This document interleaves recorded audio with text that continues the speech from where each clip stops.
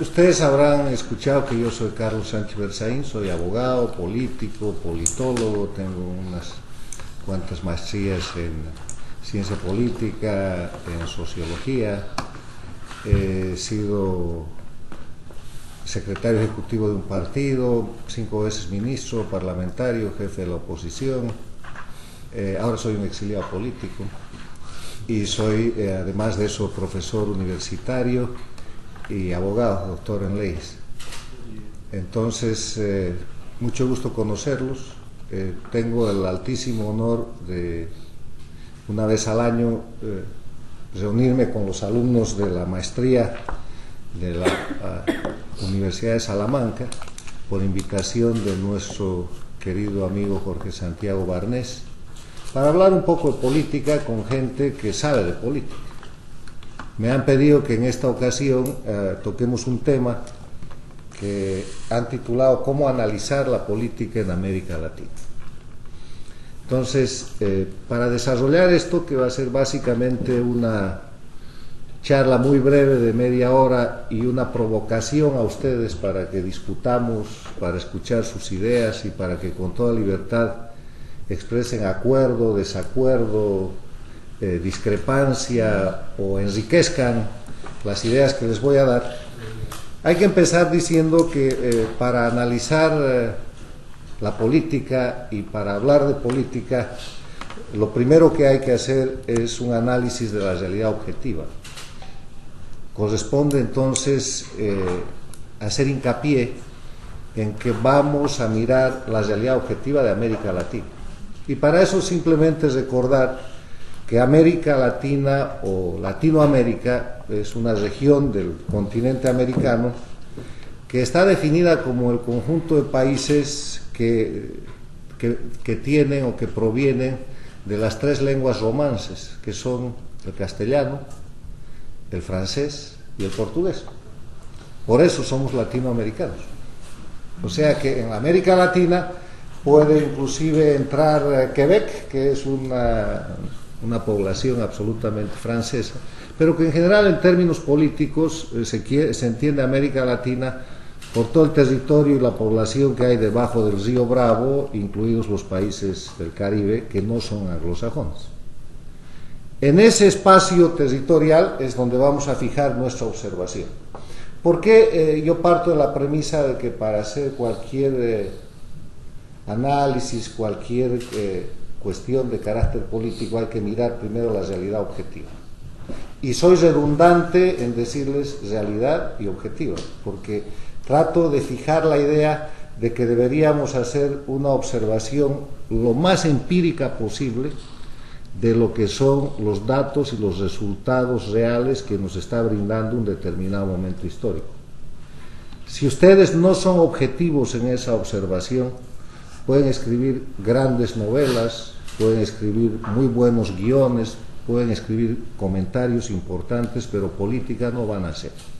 O sea, no van a poder obtener un resultado adecuado en un análisis político si es que no parten de la realidad objetiva como es. Les convenga o no les convenga, sea buena o sea mala, tienen que ser objetivos en esa observación.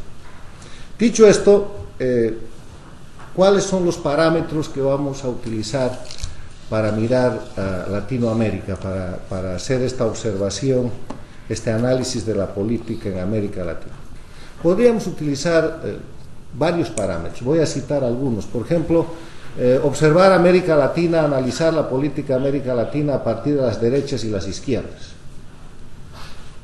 Hay mucha gente que lo hace todos los días. Ustedes van a escuchar en sus países, en la prensa internacional, en la prensa nacional, gente diciendo que la derecha, que la izquierda.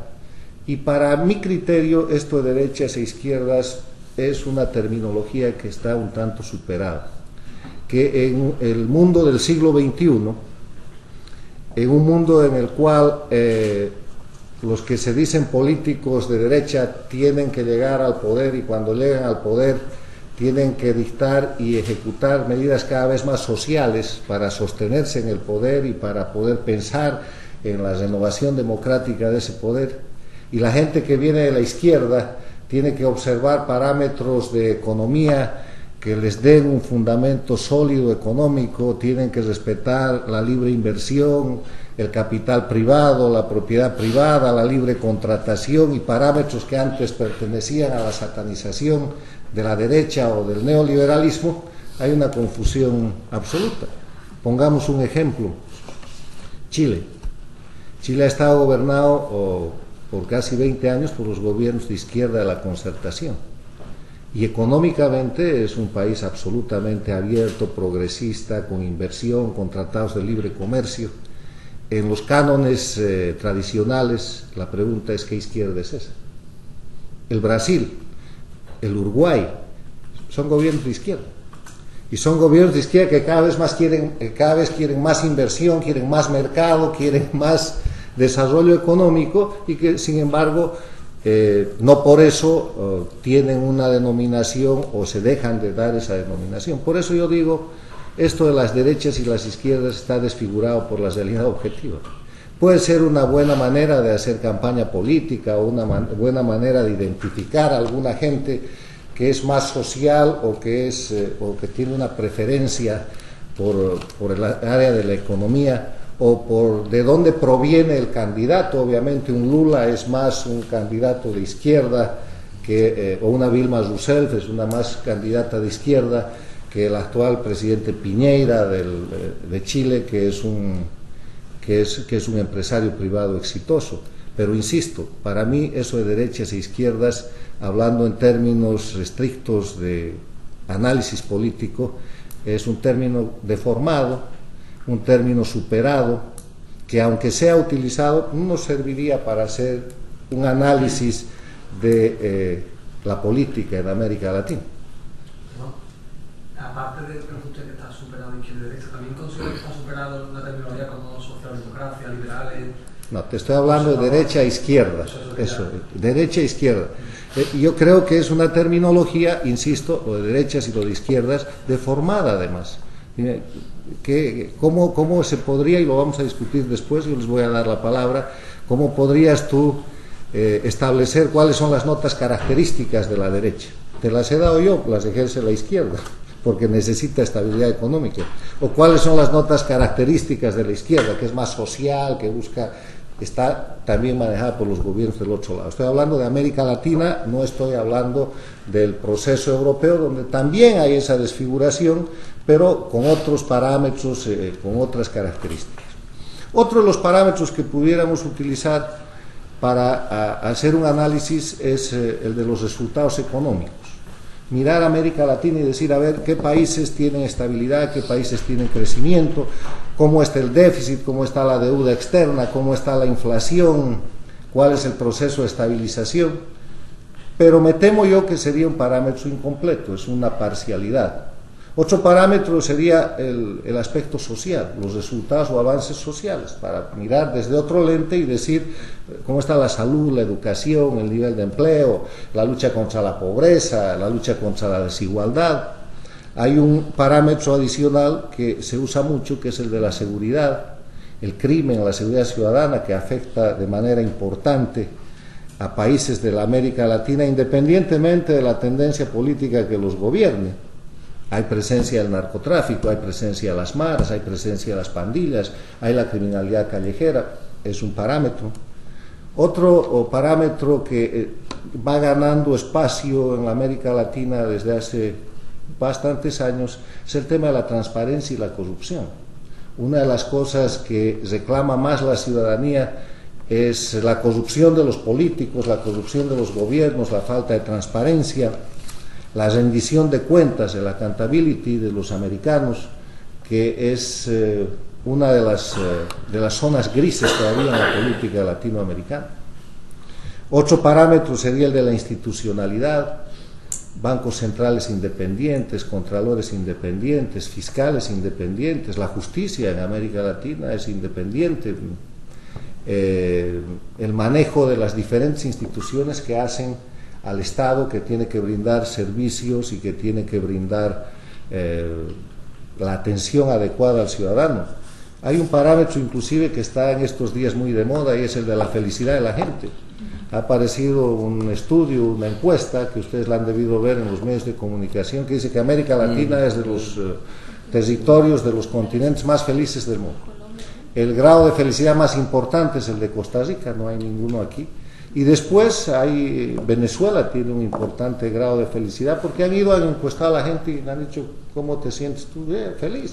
Sí, ahora, 2007 era, creo que el primer país que era el más feliz en ese momento. Bueno, habrán sido los que pagaron la encuesta ese año, pero en todo caso no es un parámetro científico, porque la felicidad para una persona pobre, desempleada, puede ser encontrar empleo, poder tener un ingreso fijo. La felicidad para un joven puede ser no trabajar y divertirse.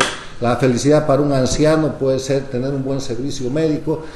Les he descrito una serie de elementos, una serie de parámetros a los que podríamos agregar la libertad de prensa, la libertad de expresión, el respeto a los derechos humanos, y si vamos por grupos sectoriales, minoritarios, el respeto a grupos de minoría, el respeto a las mujeres, el respeto a la niñez, una cantidad de cosas que me lleva a plantearles a ustedes que la mejor manera de hacer un análisis de la política en América Latina es tomar un parámetro con el que yo creo que todos tenemos que estar de acuerdo, que además engloba todos estos elementos que les he dado y otros más, y es el parámetro de la democracia. Tratar de analizar lo que es la América Latina en función de la democracia, y para no estar en discusiones respecto a qué es la democracia o qué se entiende por democracia, porque hay tantas definiciones para aquello, lo mejor es tomar como marco de referencia la Carta Democrática Interamericana que ustedes conocen. Esa Carta Democrática, que fue aprobada, firmada y está ratificada por todos los países de América Latina y de las Américas, incluyendo Estados Unidos y Canadá, tiene cerca de 12 o 13 años de cumplimiento, de ejecución, y lo que hace la Carta Democrática Interamericana, que además tiene como valía el ser un instrumento legal vigente, es ley para todos los países de las Américas y por lo tanto de la América Latina. Esa carta empieza declarando en su artículo primero que los pueblos de América tienen derecho a la democracia y sus gobiernos la obligación de promoverla y defenderla. Y aunque no da una definición de democracia, el artículo tercero de la Carta Democrática Interamericana sí da un enunciado de los elementos esenciales de la democracia. Y ustedes saben que un elemento esencial es aquel elemento que, si se quita de la cosa o de la institución o de la situación que se describe, al ser esencial, la cosa desaparece. Y el artículo tercero dice: son elementos esenciales de la democracia representativa, entre otros, el respeto a los derechos humanos y las libertades fundamentales, el acceso al poder y su ejercicio con sujeción al Estado de Derecho, la celebración de elecciones periódicas, libres, justas y basadas en el sufragio universal y secreto como expresión de soberanía del pueblo, el régimen plural de partidos y organizaciones políticas y la separación e independencia de los poderes públicos. Aquí hay 5 elementos importantísimos que, si ustedes se fijan, están reuniendo todos los parámetros iniciales que yo enuncié como ejercicio para hacer un análisis de lo que es la política en la América Latina. Vamos a este tema entonces. A partir de este concepto, de este marco, no teórico, sino de este marco más bien legal, y del reconocimiento de la realidad objetiva de la América Latina, yo propongo que, en vez de hablar de derechas e izquierdas, en vez de hablar de países ricos y pobres, en vez de hablar de países más desarrollados y menos desarrollados, en vez de hablar de países con más o menos pobreza, hablemos de países en América Latina con democracia y sin democracia. O sea, los países que sí tienen democracia y los países que no tienen democracia. Cosa que puede considerarse una barbaridad en este siglo y en este momento en que toda la gente cree que en América Latina en pleno, excepto Cuba, hay democracia. Vamos con la descripción de lo que yo considero los países que no son democráticos. La dictadura cubana, obviamente, lidera este grupo, porque ese es un régimen de 54 años de exceso, de dictadura, de sometimiento. Cuba no tengo yo que describirles porque ustedes la conocen y la gente española aquí ha visto cómo pasan las cosas ahí por manos de un conciudadano que fue a hacer algún desarrollo político y que después de un accidente que está por saberse si fue accidente terminó en la cárcel. Cuba es una dictadura. A partir del año 99, el año 2000, con la llegada del presidente Hugo Chávez al poder en Venezuela, se produce un proceso político que transformará en estos últimos 13 años a la América Latina y que transformará al hemisferio. Chávez hace una alianza con Castro, se forma el proyecto que en principio se llamó Proyecto Bolivariano, después le llamaron Proyecto Alba, después le agregaron el nombre del socialismo del siglo XXI, y empieza un proceso primero de ruptura institucional, acusando a los partidos políticos, acusando a los viejos líderes políticos en Venezuela. Se cambia la constitución y después viene algo que se iría a convertir casi en regla de este tipo de regímenes, que es la reelección con cualquier pretexto indefinida del líder, del presidente, del caudillo, del dirigente principal.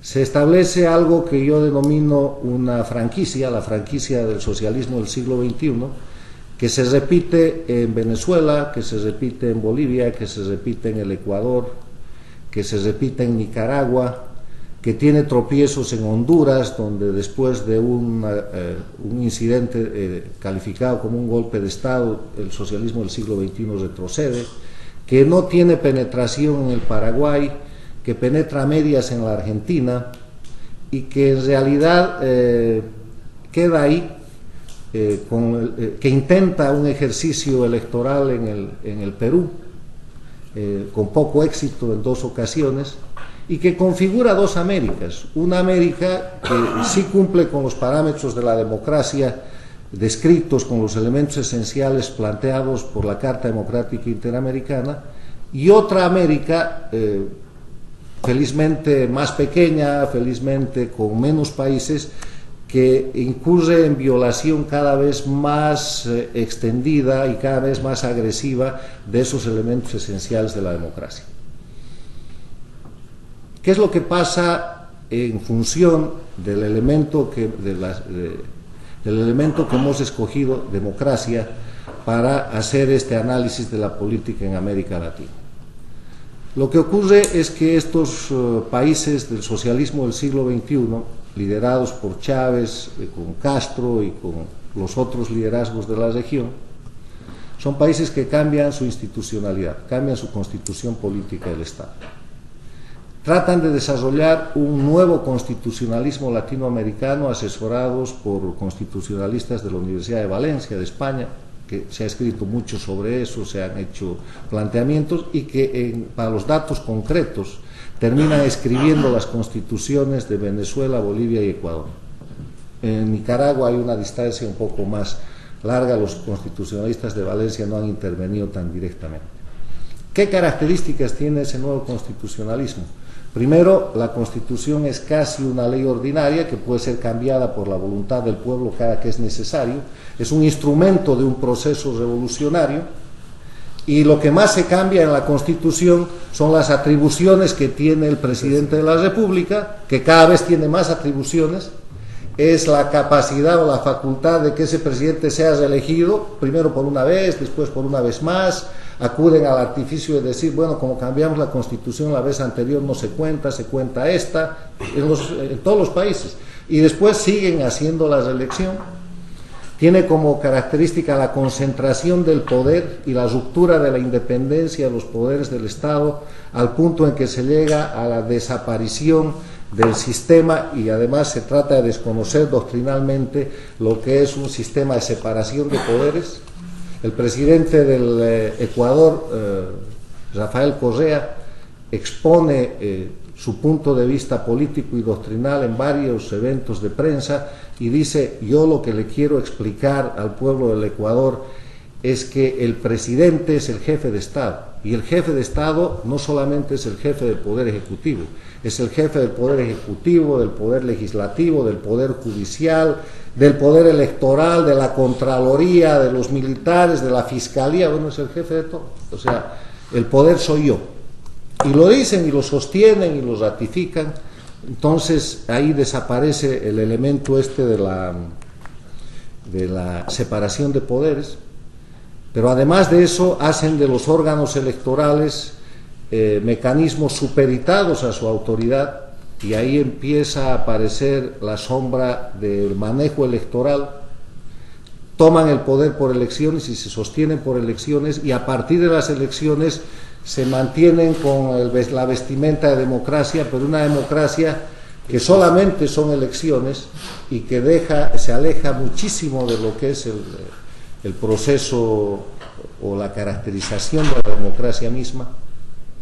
Vemos que en el aspecto económico, como son gobiernos de concentración de poder, se vuelven centralistas, se vuelven estatistas, el Estado controla todo, salvo en el Ecuador, controlan la política económica, controlan la deuda. Vemos cómo hacen desaparecer los mecanismos de fiscalización, porque como tienen mayoría en el Congreso, ponen los contralores, ponen los fiscales,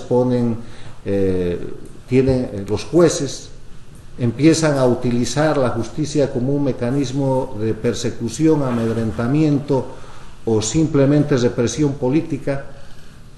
Son países que a partir de todos esos excesos generan una serie de presos políticos, aunque desde el gobierno dicen no son presos políticos, son políticos presos, pero que en todo caso no tienen ningún rasgo de debido proceso legal. Son países que tienen en la mayoría de los casos exilio político. Hay aquí en Estados Unidos, en Miami, no les digo centenas, miles de exiliados políticos venezolanos, o exiliados de verdad o autoexiliados. Hay casos como el del político Rosales, que está exiliado en Lima y no puede regresar. Hay presos políticos en Venezuela. En el caso boliviano hay un exilio político en el Brasil, en el Paraguay, en el Perú, en España, en Estados Unidos. En el caso del Ecuador, aquí el más notable exiliado político es el periodista Emilio Palacio, que ha salido en condiciones en las cuales el presidente del Ecuador lo enjuicia por un artículo de opinión y le pide al juez que le dé una sanción de $80 millones. El juez termina dando una sanción de $40 millones a favor del presidente, y el presidente perdona esa cantidad de dinero, más por la campaña internacional que le era muy adversa que por la situación legal en sí misma. En la Argentina hay un proceso de persecución política judicializada contra medios de comunicación como el Clarín.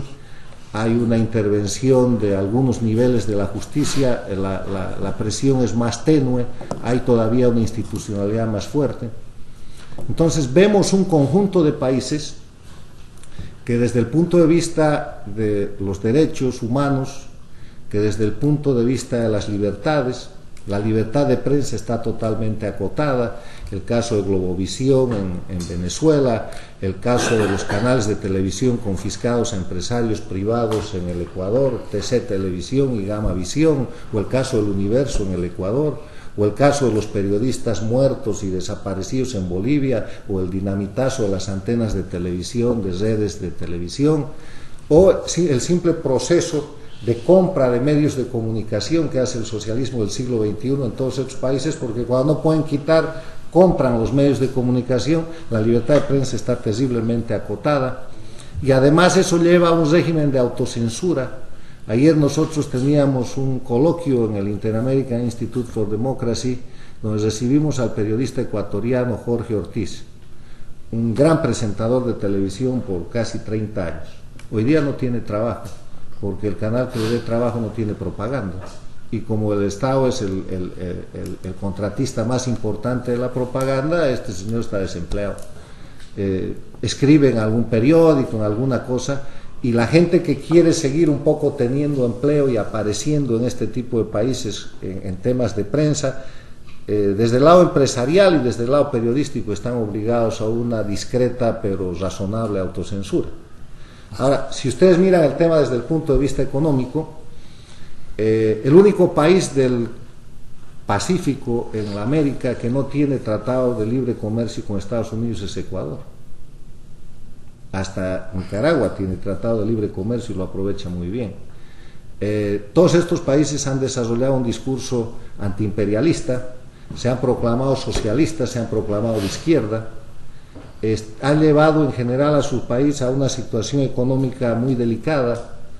En Venezuela hay una crisis económica, en Bolivia no va a tardar en llegar. El Ecuador está blindado porque está dolarizado, porque cuando tú gobiernas concentrando el poder, concentrando la autoridad, no tienes fiscalización, tienes libre disposición, gastas mucho dinero en política, mucho dinero en elecciones, generas empleo estatal, generas bonos de diversa naturaleza, de carácter social, pero estás desangrando una economía que ni el petróleo venezolano parece poder resistir. Desde el punto de vista de la seguridad, son países, y no es una característica menor, que han acrecentado su relación con el narcotráfico, sobre todo Venezuela y Bolivia. Venezuela está siendo observada como un país de despacho y redespacho de drogas, y Bolivia, a partir del presidente cocalero que tiene, ha pasado de tener 3.000 hectáreas de coca ilegal a tener 15 veces más o menos esa cantidad, y el Brasil y la Argentina empiezan a sufrir la sobreproducción de droga que tiene que ir a algún lado. Esa droga no viene a Estados Unidos, pero sí sale por Brasil y la Argentina y llega un poco a Europa. En temas de seguridad, eso trae consigo un problema muy grave de seguridad. Yo conozco esto por lo que se lee, por lo que se dice, pero los parámetros de seguridad en Venezuela, Bolivia, Ecuador no son los mejores. Me dirán ustedes, pero México también, y El Salvador también, y países de Centroamérica también tienen problemas de seguridad. Sí, señor.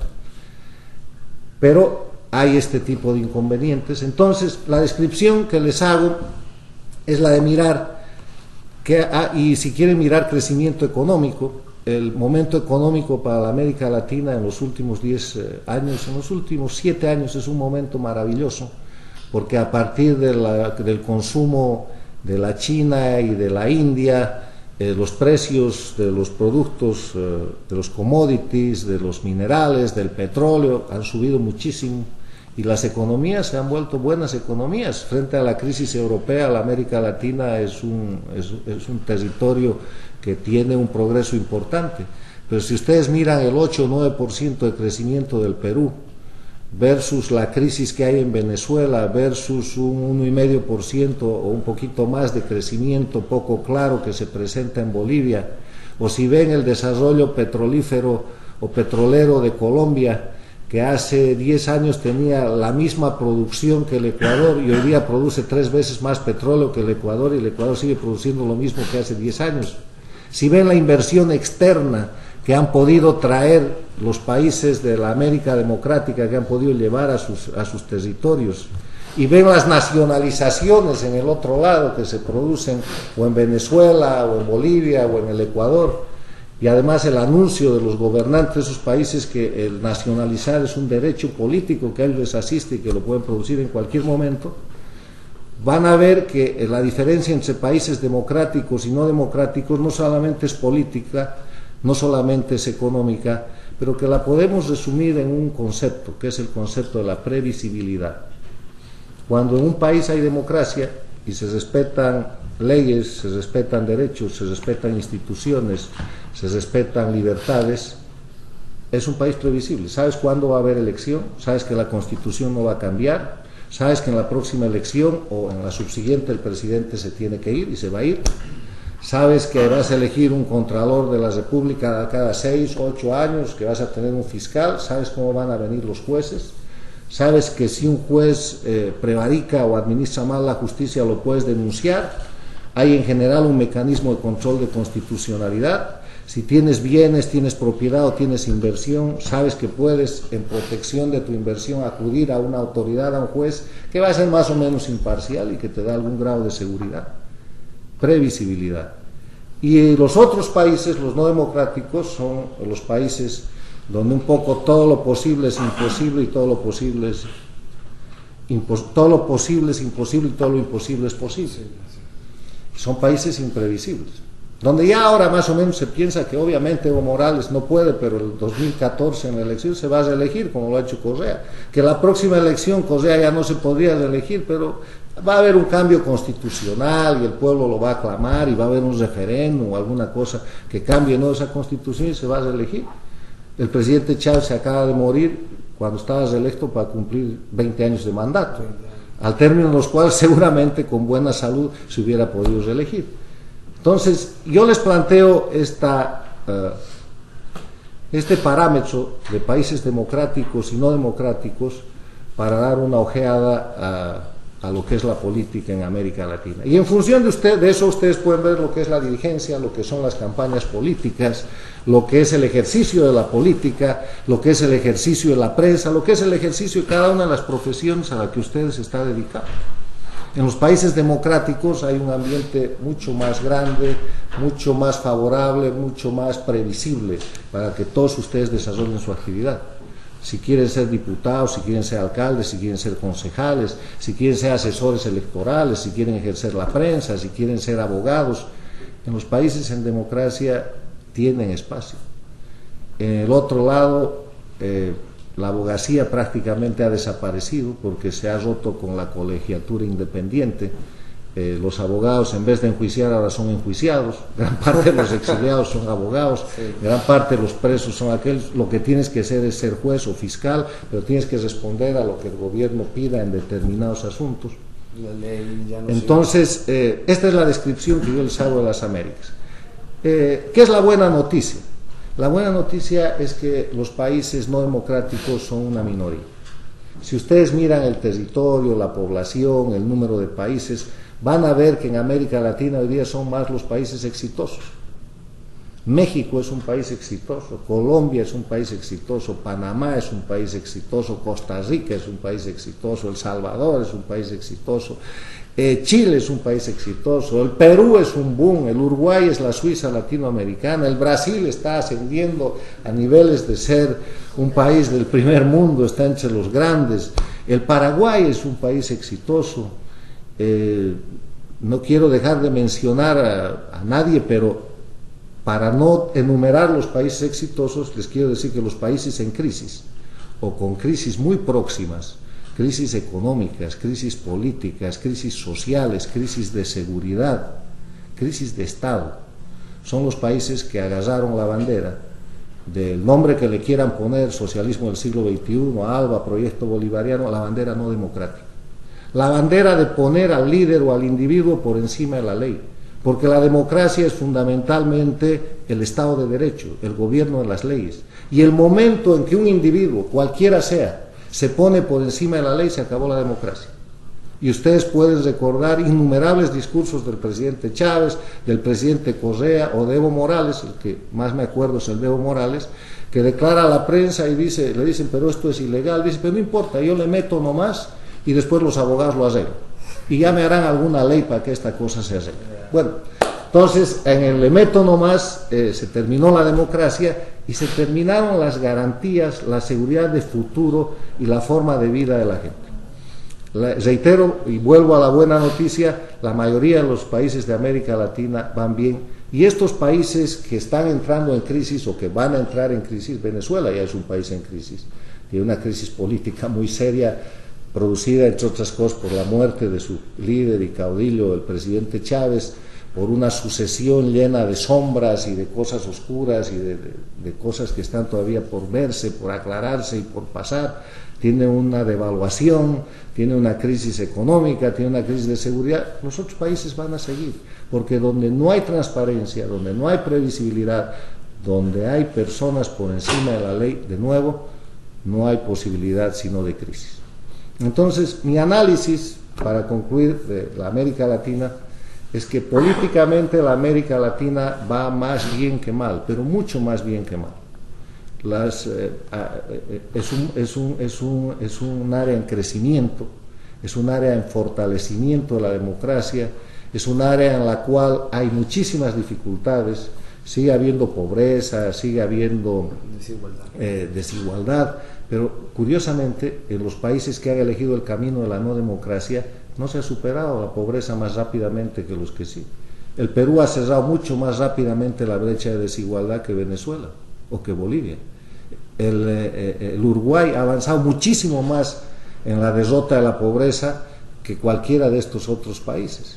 O sea que respetando la ley, respetando la institucionalidad y respetando la democracia, además se marcha mucho más rápido, incluso en los parámetros sociales de los cuales se quieren abanderar los dirigentes o los proyectos políticos que no respetan la democracia. Esa es la América Latina como yo la veo a futuro. Yo creo que terminando este decenio, estamos en el 2013 y bastante antes de terminar el decenio, el llamado socialismo del siglo XXI será en América Latina y en el mundo una visión de un pasado que trajo conflictos.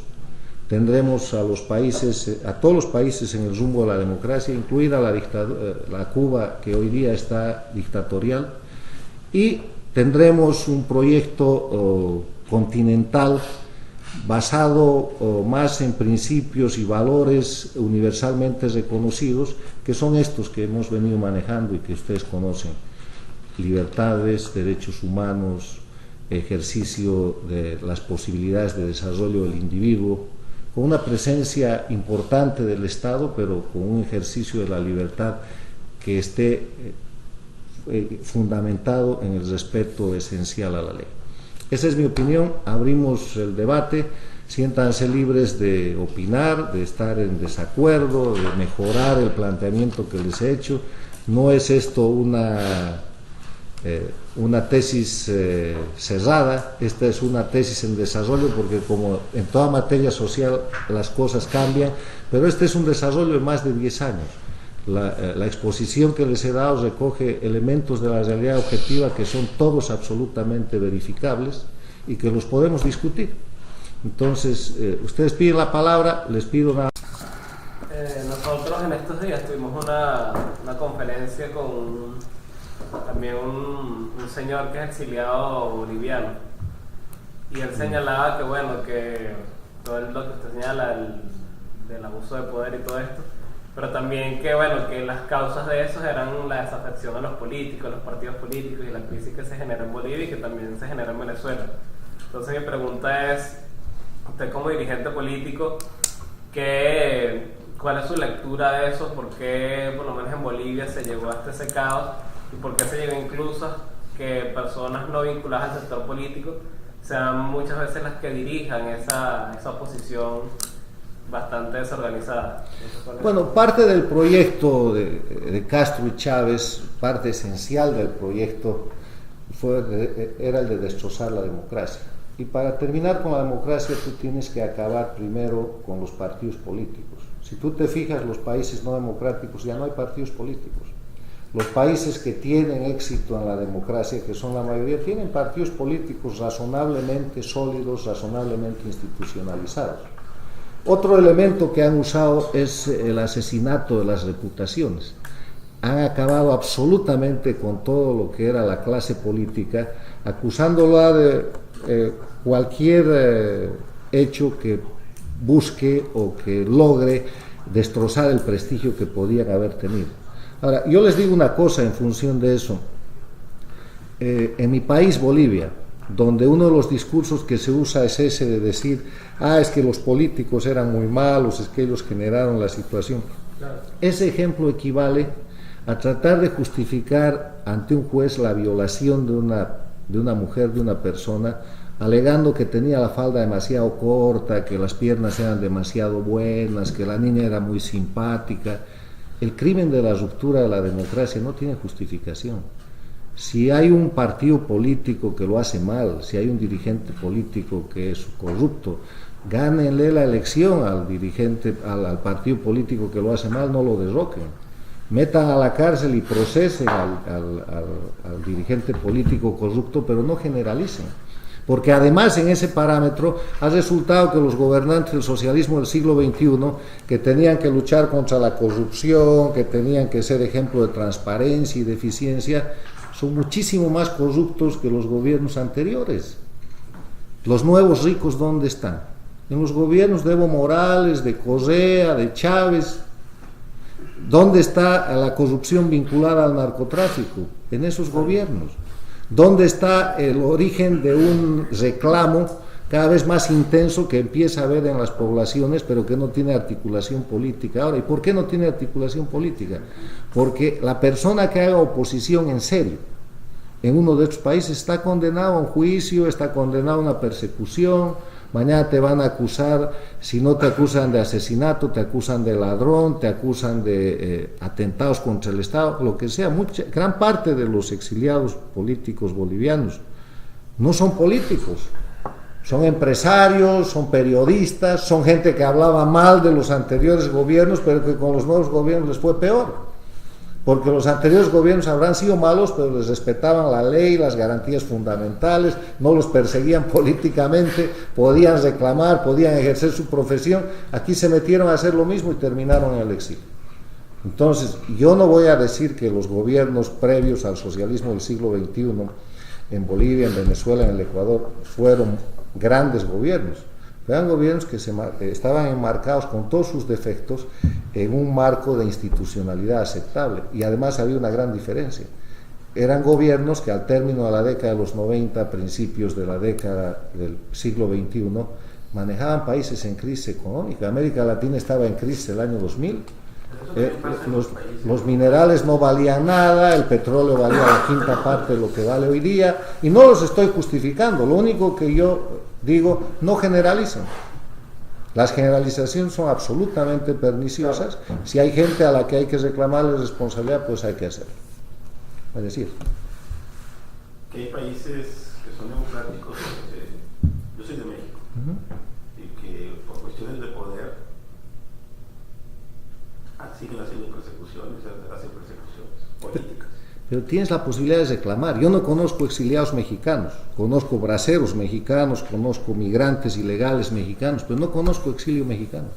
¿Sabes? No hay ni un mexicano que tenga que salir corriendo y dejando todo lo que tiene por detrás para que mañana un juez no lo meta a la cárcel y no se pueda defender. Ya acaba de conocer uno. ¿Tú ya estás exiliado? Sí. Bueno, bienvenido. No llegué a ese término. Se autoexilió. Porque la elección terminó, porque Calderón tuvo que salir. ¿Quién era el que te perseguía? ¿Calderón? Sí, el gobierno del PAN. Bueno, pero mira, es tan institucionalizado ese país que Calderón ya no es presidente.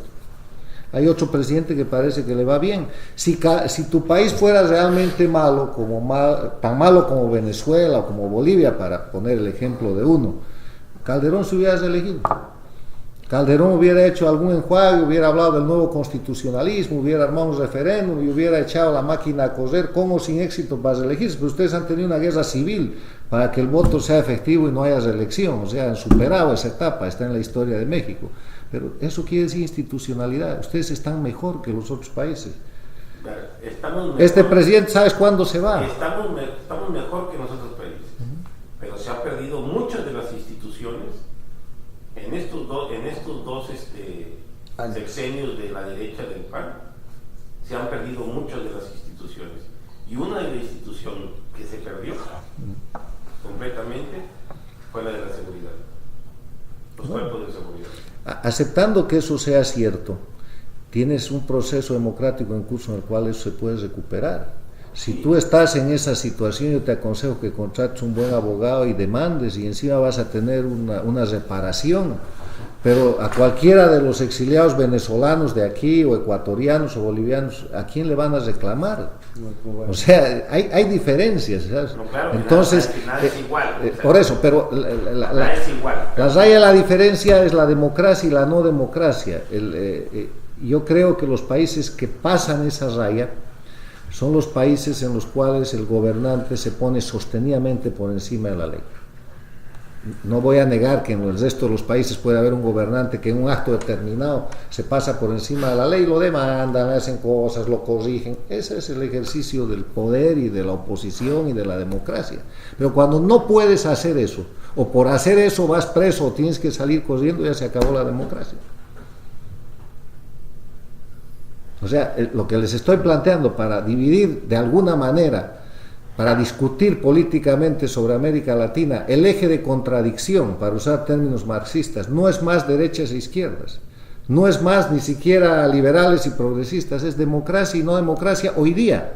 En 5 años más, Dios mediante, no lo será, pero hoy día ese es el eje. ¿Por qué? Porque ha habido un movimiento exitoso de ruptura de la democracia, algo que el expresidente del Ecuador, Osvaldo Hurtado, llama las dictaduras del siglo XXI.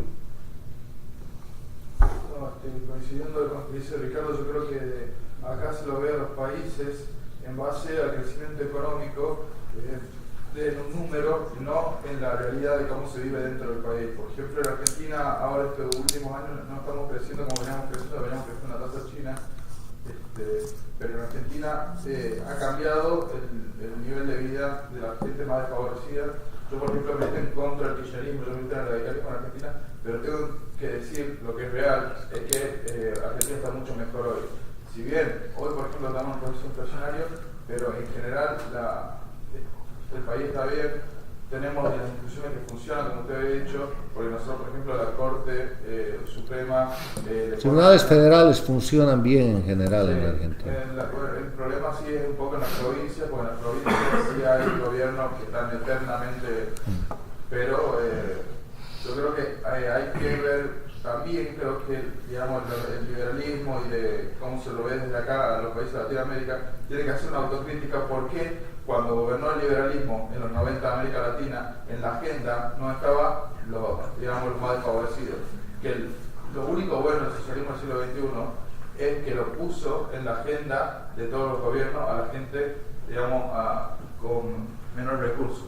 Yo te quiero contar que eso no es tan cierto, porque si tú comparas el nivel económico de los países de América Latina en la década de los 90 con el mismo nivel en el primer decenio del siglo XXI, del 2000 al 2010, al 2011, vas a encontrar que los ingresos de los estados y por lo tanto los gobiernos se multiplicaron en el siglo XXI. O sea, tenías más plata.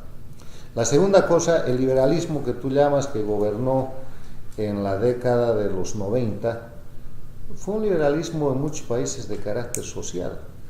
Yo te explico, para empezar por casa. Yo fui parte del gobierno del 93 al 97 en Bolivia y nosotros hicimos una reforma educativa, una cosa que se está copiando en otros países con otro nombre y que se llama Seguro Universal Materno Infantil, que es un seguro que nosotros lo aprobamos el año 94, que es un seguro en el cual la mujer desde que está embarazada puede ir a cualquier hospital y la tienen que atender gratis. Y hay una tarifa flat que el hospital le cobra al Estado. El niño nace y el niño tiene asistencia médica gratuita por 5 años y la mujer tiene esa asistencia hasta 1 año después de que ha dado a luz. Además de eso, creamos una cosa que se llama el Bono Sol, al que Evo Morales le ha cambiado el nombre y ahora se llama el Bono Pro Vida, una cosa de esas, que era que con los fondos de la capitalización social que hizo el país, los ciudadanos bolivianos que cumplían 65 años recibían una cantidad de dinero que era una jubilación que el Estado les daba para todo el año, que equivalía a un monto diario con el cual la persona más pobre podía comer. Eso estaba financiado no con recursos del Estado, sino con lo que habían sido el capital de las empresas estatales capitalizadas. Han nacionalizado ahora esas empresas y lo que han hecho en verdad es quitarle sus acciones a los bolivianos. Esa es la única nacionalización a los nacionales y están pagando el mismo bono con la plata del Banco Central. Eso los va a llevar un día a la quiebra. Más medidas sociales. Hemos aprobado una reforma constitucional en Bolivia el año 1994, bajando la edad de votación a los 18 años, igualando absolutamente a la mujer, estableciendo cuota favorable para que la mujer tenga participación en todos los escenarios de representación del país, estableciendo parámetros del seguro universal, protegiendo la propiedad indígena, que hoy día el gobierno de Morales la está rompiendo. No sé si ustedes han escuchado de la famosa marcha del Tipnis. Sí, es una zona protegida de la Amazonía boliviana que tiene la mala suerte de limitar con los terrenos cocaleros de la dirigencia de Evo Morales. Y él necesita expandir sus terrenos, su sembradío de coca. Y para hacer eso, como no puede dictar un decreto y meterse en la zona de los parques nacionales, va a ser un camino. Entonces la expansión va a ser automática. Entonces, yo te digo, eran momentos diferentes. Yo creo que hoy día no puedes ya distinguir ni entre liberalismo ni entre socialismo, son matices. A ver, vamos al gobierno del Ecuador, al gobierno del Uruguay. ¿Hay algún uruguayo aquí? No. Bueno, qué pena. Un gobierno de izquierda, un gobierno gobernado por un ex guerrillero, que es un ejemplo de honestidad. Un país donde tú tienes libertad de inversión, tienes libertad de propiedad privada, tienes garantía de libre empleo, tienes banca con la reserva más sólida de todo el hemisferio, por eso te digo, es casi la Suiza latinoamericana, y un país en crecimiento, exporta más carne que la Argentina, un país donde la gente va a invertir, un país con unos parámetros de seguridad. ¡Viva la izquierda! Yo quiero un país izquierdista como ese, por favor, consígame uno.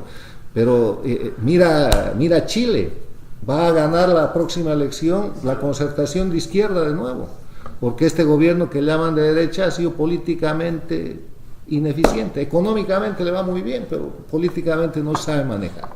Y seguramente la izquierda chilena gobernará Chile con alternabilidad y respetando la ley y sin cambiar la constitución 2, 3, 5 periodos más. Y viva la izquierda. No puedes comparar eso, que ya no es izquierda, o en el otro lado, a ver, un gobierno de derecha, Colombia, un gobierno de derecha, o qué sé yo, para los gobiernos de Centroamérica, que han sido calificados como liberales, han hecho buenos gobiernos. Panamá es una cosa extraordinaria. La empresa estatal más eficiente y honesta del mundo se llama el Canal de Panamá y es una empresa estatal. Y da productividad y sostiene ese país y están ampliando, están haciendo otro canal y van a vivir con eso por los siglos de los siglos. Ahí está la derecha. Entonces, derechas e izquierdas es un matiz de discurso político, pero en el análisis de la realidad tenemos que superar eso y mirar parámetros que son diferentes. ¿Sí? Y esto ya lo sabían nuestros profesores. Yo escuché en la universidad muy joven que para hacer política y que para ganar elecciones había que hacer como con la guitarra. El poder, decían, se coge, se toma con la izquierda y se toca con la derecha. Y eso es lo que básicamente hace. Hay gente que porque le conviene lo coge con la derecha y lo toca con la izquierda, pero esas ya no son definiciones políticamente válidas hoy día.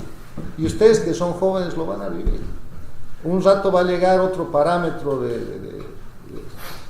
de confrontación, de comparación, pero lo de derechas e izquierdas va a ser cada vez más una quimera. No hay algo que reemplace esa nomenclatura, por eso se sigue usando. ¿Cree usted que los partidos políticos deberían reinventarse para evitar el populismo? Los partidos políticos se tienen que reinventar permanentemente, primero para sobrevivir, segundo para ganar elecciones y tercero para mantenerse en el poder. Los partidos políticos que no se reinventan desaparecen. Si tú comparas, por ejemplo, ahora está en el gobierno el PRI de México. El PRI de hoy día no tiene nada que ver con el PRI de hace 10 años. En ejecución política, en lo que está haciendo ese presidente. Empieza primero con una alianza por México. ¿Qué iba a ser alianza del PRI hace 15 años? Primero que no necesitaba, y todo el mundo decía esa es la dictadura perfecta porque esto está en el poder. ¿Cuántos años estuvo en el poder? 74 años. Tenían alternabilidades. Entonces, se reinventan todos los días y el partido político que no se reinventa muere. Ahora, yo te voy a decir cuál ha sido el éxito del populismo y les pido que pongan atención en esto. El éxito de Chávez es el éxito de una persona con el suficiente talento político para saber que la política se mueve con P de plata. En el momento en que se cae el muro de Berlín y se termina la Guerra Fría, Estados Unidos empieza un repliegue de la América Latina porque se cree eso del unipolarismo, el final de la historia, y a los países que fueron sus aliados en el marco de la Guerra Fría que había terminado, les empieza a poner cada vez más condicionalidades. Son los responsables de la dureza del Fondo Monetario, son responsables de todo eso que mancha lo que se llama el neoliberalismo, que es la presión económica, que para cumplir con un parámetro de inflación inferior a 2 dígitos había que no aumentar el salario, no construir escuelas, no dar fondos a la salud o a la educación. Son responsables de eso. Cuba, que había quedado huérfana a la caída de la Unión Soviética, empieza un proceso en la década de los 90 que la lleva a su periodo especial, y se estaban técnicamente muriendo de hambre y Estados Unidos esperando que eso se caiga de Maduro. Y cuando todo eso estaba en el mejor escenario para el cálculo político norteamericano, de mayor beneficio, con el menor esfuerzo y con la menor cooperación a los países latinoamericanos, aparece Chávez. Aparece Chávez, que como necesitaba sustento político, corre a La Habana, donde están los políticos más eficientes de los últimos 50 años, de los últimos 54 años. Se puede decir lo que quieran de los cubanos castristas, pero es gente que sin ningún escrúpulo ejerce la política en función de la eficiencia del resultado. No podrías hacer eso en democracia, pero como no es una democracia, lo hacen. Y de esa unión nace un proceso en el que reinventan el foquismo de la década de los 60, castrista, pero no armado, sino electoral, y lleno de plata. Yo les voy a dar un par de datos económicos. En los últimos 10 años, el presidente Chávez le ha dado a Cuba más de 5 veces del dinero que la Unión Soviética le dio a Cuba en 40 años, a valor presente. En los últimos 10 años, el presidente Chávez les ha dado, a través de venta a precios políticos, a precios preferenciales y a crédito a los países de Petrocaribe, casi 20 veces la ayuda económica que estos países habían recibido en los últimos 40 años de los Estados Unidos. Eso se ha manejado con mucha plata. Plata que ahora se ha terminado porque Venezuela está en crisis, no se sabe cuál es su deuda externa. Los países que podían ser sus deudores dicen que no le deben nada. Han preguntado a mi país cuánto se debe a Venezuela, y ha dicho 116 o 160 millones de dólares, nada. O sea, la plata iba de regalo. Y llegaban cheques firmados por el gobierno de Venezuela que se entregaban a los alcaldes en Bolivia, que se entregaban a los dirigentes, y que se entregaban con el embajador venezolano cuando no estaba el presidente Chávez. El presidente Chávez ha desarrollado en Centroamérica, en países como Nicaragua, la empresa bolivariana del café, la empresa bolivariana de la leche, la empresa, todas pintadas de rojo, y él le ha metido la inversión y ahí hay gente, perfecto. Mucho dinero de asistencialismo político internacional que le ha permitido tener un apoyo internacional, que le ha permitido ser mayoría en la Organización de Estados Americanos y controlar al pobre Insulza, al que cuando le convenía le pedía algo y cuando no le hacía caso lo insultaba como si fuera su sirvienta. Uno de los liberados con el fallecimiento del presidente Chávez es Insulza, porque nadie ha debido tratar peor a un secretario de un organismo internacional que Chávez al pobre Insulza, y todos ustedes son testigos. Entonces ahí ha habido un manejo económico extraordinario y un manejo político muy hábil. Ahora, pese a eso, han perdido en el Perú. Pese a eso no han podido controlar Honduras, pese a eso han llevado un candidato, financiaban las campañas. El candidato de El Salvador era un candidato identificado con el socialismo del siglo XXI, ha ganado la elección y se ha tirado a una posición institucional, no ha cambiado la constitución, no ha seguido la franquicia. Pese a eso se han ido acotando. Y la otra cosa, en el ámbito internacional, en su afán y en su discurso antiimperialista, antinorteamericano, se han empezado a meter con todos los países que están sancionados por el tema de seguridad y de terrorismo a nivel internacional. La relación de Venezuela, de Bolivia, del Ecuador con Irak es tremenda. Con Irán. Entonces, ahí está la realidad objetiva. Nomás lo que yo les he traído hoy día es una reflexión sobre cosas que conocen, y he introducido a sus conocimientos algo que ustedes ya sabían. Cuando quieran mirar la América Latina, no la miren con cifras del desarrollo, es muy neoliberal. No la miren con los parámetros de la pobreza. a veces no son completos. Mírenla en función de un parámetro que abarca todos esos elementos, que es la democracia o no la democracia, que es básicamente la libertad de la gente, que es básicamente el cumplimiento de la ley. Pero cuando se pierde, digo, solamente viviéndolo es cuando se siente, ¿no? Yo te digo, en México tenemos la libertad de agarrar tu carro, salir a agarrar la carretera, ir a hacer una carne asada a un río. Pero hay estados donde no lo puedes hacer. En que se ha perdido esa libertad, porque no puedes salir, pero no puedes salir porque te puedes matar. O sea, esa es la realidad. Los colombianos... La realidad son más de 600.000 muertos en un sexenio, más que cualquier guerra de Irak ahorita y de Afganistán. Esa es la realidad, esos son los números reales, los números que se ven. Pues eso no se puede ver como una... Eso hay que mirarlo como un elemento, existe, un elemento de crisis. Mira Colombia, por 20 años la gente no podía salir ni a los caminos. Llegó Uribe, mal que bien, no sé qué, su doctrina de la seguridad democrática y qué sé yo, lo han criticado, lo han acusado, pero ha devuelto un nivel de tranquilidad. Ahora están en un proceso de paz que Dios quiera que funcione. Pero esas son crisis de un Estado democrático. México es un Estado democrático que tiene una crisis de lucha contra el narcotráfico, una crisis de seguridad, una crisis de una buena o mala política que hizo el gobierno anterior. Pero es como si en tu cuerpo tú tuvieras un tremendo dolor de muela, un tremendo dolor de cabeza, pero no han terminado contigo. En estos otros países han acabado con la democracia. No hay cuerpo. Hay un tipo que dice lo que hay que hacer.